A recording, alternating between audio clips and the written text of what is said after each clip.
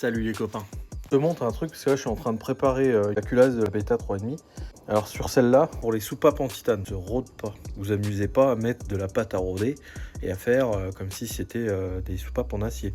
Ici, sur mon cas à moi, c'est la Beta 3,5, mais ben regarde, on peut apercevoir des sièges.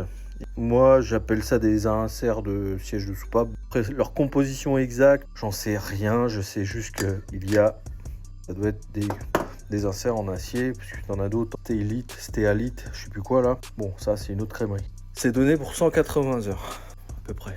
Ça peut être du curatif comme du préventif. Ça veut dire qu'à partir de 180 heures, pensez au préventif. Tu remplaces les inserts et tu remplaces tes soupapes. Alors je sais que c'est pas donné, mais il vaut mieux ça plutôt que d'abîmer ta moto. Après, si tu as des problèmes de démarrage, réglage soupape à répétition à faire, tu vas venir régler tes soupapes. Peu de temps après, il va falloir que tu le refasses de nouveau. Alors, c'est un bon indicateur pour te dire que là, ton siège de soupape, il commence à être... Et ça te réduit donc le jeu que tu as aux soupapes.